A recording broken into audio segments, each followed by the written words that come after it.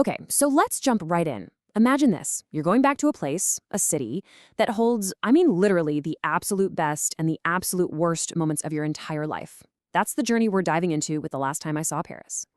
So the story opens with our main guy, Charles Wills, returning to Paris. And on the surface, things have settled down. The quote says it all, right? Not so crazy anymore, like it was after the war.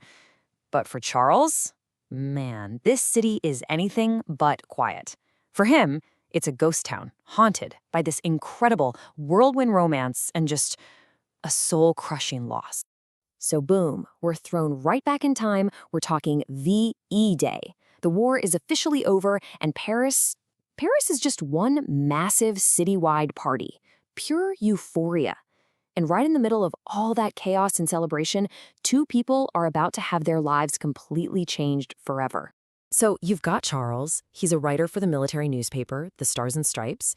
He's just trying to navigate this wild crowd to get a drink, And then he sees her.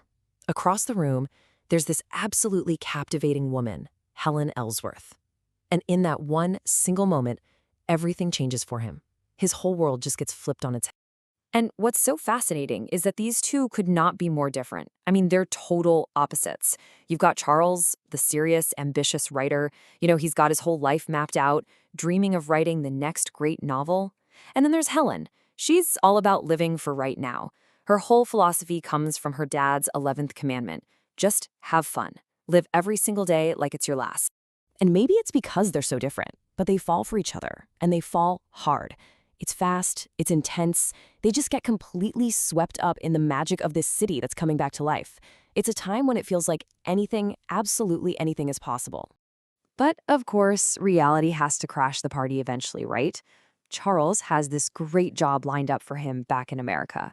But Helen, she's Parisian through and through. She can't even imagine a life anywhere else. So what do? It's that classic dilemma, isn't it? Your head says one thing, your heart says another. Something's gotta give. And that's all it takes. Helen's simple, honest plea, please marry me and let's stay here. And just like that, all of Charles's big plans, his whole career path, poof, gone. He throws it all away for love, takes a much lower paying job, all just so he can stay with her in Paris. All right, so for a while, everything is pretty much perfect. They've got a small apartment, but they're happy. They have a wonderful little girl, Vicky. They have each other. It's a good life. But, and you knew there was a but coming, their quiet, simple little world is about to get completely rocked by what seems like a stroke of incredible luck. Okay, remember her dad's motto about having fun? Well, as a wedding gift, he gave them this thing he called the family joke, some supposedly worthless piece of land out in Texas. Yeah, well, nobody's laughing now, because overnight, they strike oil. A gusher. And just like that, they go from being this struggling couple to being unbelievably, fabulously rich. It sounds like a dream come true, right? A total fairy tale. But, as we're about to see, that kind of sudden wealth, it can be a real double-edged sword. So the big question becomes, is this money going to be a blessing, or is it actually a curse that's going to destroy everything? So let's see how this all starts to unravel. Their life just becomes this nonstop blur of parties, fast cars, and just reckless spending. Remember how Helen wanted the celebration to never end? Well, now it's their 24/7 reality, all bankrolled by that endless stream of Texas oil money. And for Charles, this should be the ultimate dream, right? He's a writer, and now he has all the time in the world and all the money he could ever need. But here's the twist. Instead of setting him free to create, it becomes this kind of golden cage. He learns the hard way that having a ton of money is a really poor substitute for having a real purpose in life. And that dream of writing his great novel, it just starts to wither away. And it gets worse. He keeps trying to write, but the rejection letters just keep piling up. It absolutely crushes him. He can't figure it out. He starts to believe he's no good, and he just retreats. He falls into this dark place of bitterness and drinking, and he pushes Helen away, the one person who's still trying to reach him. Meanwhile, you've got Helen, who's desperately trying to keep that celebration alive, for both their sakes. She gets more and more reckless, trying to find that spark again. But as she admits in this heartbreaking moment, the fun isn't really fun anymore. It's always just almost fun. It never quite gets there. The whole thing just feels empty. So those little cracks that started to form in their marriage, yeah, They've now become this massive, gaping canyon between them, and it all comes to a head on one single, stormy, absolutely fateful night. All that anger and resentment that's been bubbling under the surface, it's about to explode.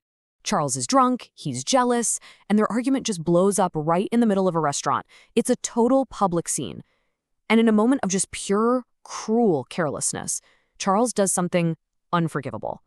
He makes a choice that is going to have absolutely catastrophic consequences. And the fallout from that one decision, it's immediate and it's devastating. Because he locked her out, Helen is stuck outside in the freezing, pouring rain for hours. She gets sick. Really, really sick. That chill turns into pneumonia. And a few weeks later, she's gone. Helen dies. And her final words? They're not angry. She tells Charles she'll always love him and to take care of their daughter Vicky.